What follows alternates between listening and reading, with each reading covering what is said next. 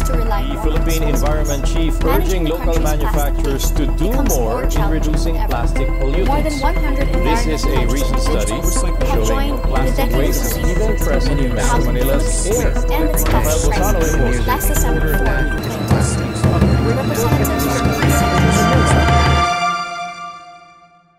Sa bawat sulok ng ating kapaligiran makikita ang basura. Pero naisip mo na ba kung ano ang maaring maging epekto ng hindi wastong pagtatapon nito?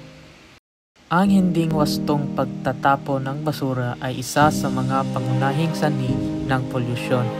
Nagsisimula ito sa isang pirasong basura. Pero paano kung milyon-milyong tao ang gagawa ng ganito? Maliit man na gawain, malaki ang epekto. Hindi lang ito simpleng dumi sa ating kapaligiran. Ito ay banta sa ating kalusugan, sa ating likas na yaman, at sa kinabukasan ng susunod na henerasyon. Ano ang mangyayari sa ating mundo kung patuloy natin itong pababayaan? Unti-unting mapupuno ng basura ang ating paligid. Ang mga lansangan, ilog at dagat ay madudumihan. Ang mga kanal ay barado, nagiging sanhi ng pagbaha tuwing umuulan. Ang mga hayop sa lupa at tubig ay maaring malason o mamatay dahil sa plastik at iba pang nakakalasong basura.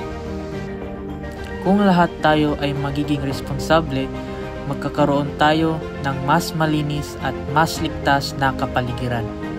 Iwasan ang pagtatapon ng basura kung saan-saan.